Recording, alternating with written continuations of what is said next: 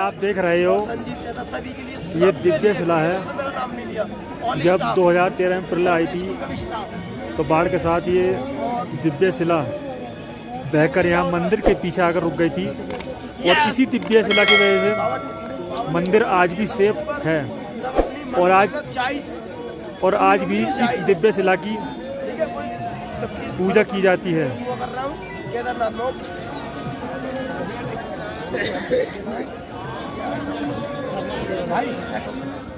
अभी हम इस समय केदारनाथ में हैं और हमने श्री केदारनाथ के दर्शन कर लिए हैं। दर्शन काफ़ी अच्छे हुए, बढ़िया हुए। और ये आप पीछे देख रहे हैं, ये श्री आदि गुरु शंकराचार्य का समाधि स्थल है, जो कि 2013 की त्रासदी में पूरी तरह तहस नहस हो गया था और अब सरकार ने दोबारा इसे पुनः निर्माण करवा के पुनः स्थापित कर दिया है। हम आपको आदि गुरु शंकराचार्य की समाधि पर लेकर जाएंगे और आपको नज़दीक से दिखाएंगे। तो सामने आदि गुरु शंकराचार्य की समाधि है।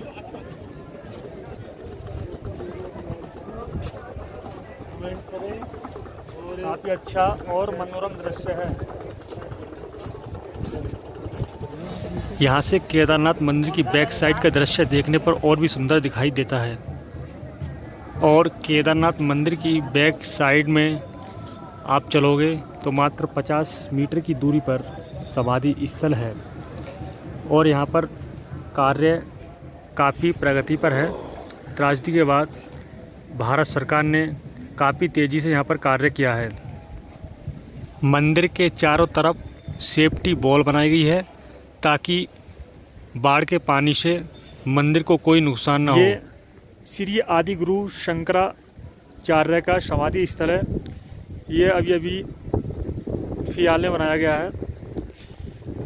2013 की त्रासदी में पूरी तरह तहस नहस हो गया था और इसका भी 2021-22 में पुनर्निर्माण किया गया था। यही आदि गुरु शंकराचार्य का समाधि स्थल है और हम आपको इसके अंदर लेके चलेंगे और आपको अंदर के दर्शन कराएंगे।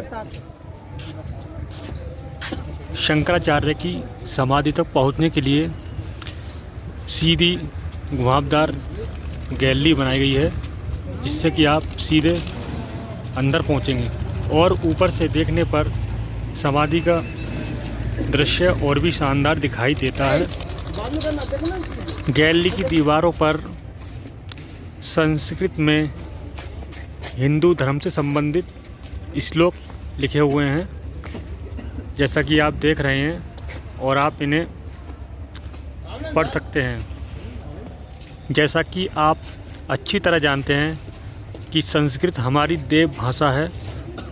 नीचे उतरने का जो ढलान है बहुत ही ज़्यादा स्लो मोशन में दिया गया है ताकि श्रद्धालुओं को चढ़ने उतरने में ज़रा भी थकावट महसूस ना हो। और हम काफ़ी सालों से यहाँ कंटिन्यू आ रहे हैं। त्रासदी के बाद यहाँ पर काफ़ी तेज़ी से विकास हुआ है। राज्य सरकार और भारत सरकार दोनों ने यहाँ पर विकास कार्य में काफ़ी सहयोग किया है और आप यहाँ पर विकास कार्य देख भी रहे हैं। फाइनली हम समाधि के निचले हिस्से में पहुँच चुके हैं। ये सामने आदि गुरु शंकराचार्य जी की प्रतिमा है। काफ़ी अच्छी बनावट है और यहाँ पर आपको संत महात्मा भी देखने को मिल जाएंगे, जो कि आने जाने वाले श्रद्धालुओं का तिलक भी करते हैं और प्रसाद के रूप में भी कुछ प्रसाद देते हैं। कहा जाता है कि आदि गुरु शंकराचार्य ने ही सनातन धर्म के प्रसिद्ध चारों धाम और मठों की स्थापना की थी। आदि गुरु शंकराचार्य ने ही सनातन धर्म के वैभव को स्थापित करने के लिए और संपूर्ण भारत को एकता के सूत्र में पिरोने के लिए महत्वपूर्ण योगदान दिया था। यूँ तो आदि गुरु शंकराचार्य जी के विषय में अनेक धार्मिक मान्यताएं प्रचलित हैं। कुछ लोगों का मानना है कि आदि गुरु शंकराचार्य का जन्म आज से लगभग 2200 वर्ष पूर्व हुआ था और वहीं कुछ इतिहासकारों का कहना है कि आदि गुरु शंकराचार्य जी का जन्म 788 ईस्वी में हुआ था और 820 ईस्वी में उनकी मृत्यु हो गई थी। कहा जाता है आदि गुरु शंकराचार्य जी का जन्म केरल के काल्पी कासन नामक गांव में हुआ था। उनके पिता का नाम शिवगुरु और माता का नाम सुभद्रा था।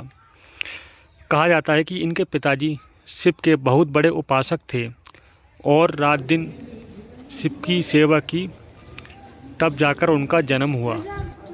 इसलिए उनका नाम शंकर रखा गया। जब वह महज 3 साल के थे तो उनके पिता का निधन हो गया था। शंकर इतने ज्ञानी थे कि 6 साल की उम्र में प्रकांड पंडित हो गए और 8 साल की उम्र में संन्यास ले लिया। कहा जाता है कि वह अपनी माँ की इकलौती संतान थे और माँ नहीं चाहती थी कि बेटा सन्यासी बने। एक दिन नदी में मगरमच्छ ने उनका पैर पकड़ लिया। तब उन्होंने अपनी माँ से कहा कि माँ, अगर तुम मुझे सन्यासी बनने की अनुमति दोगी तो ही यह मगरमच्छ मेरा पैर छोड़ेगा। और माँ ने जैसे ही सन्यास ग्रहण करने की अनुमति दी तो मगरमच्छ ने उनका पैर छोड़ दिया। केदारनाथ मंदिर खोज आदि गुरु शंकराचार्य ने की थी और इसका निर्माण पांडवों के द्वारा किया गया था।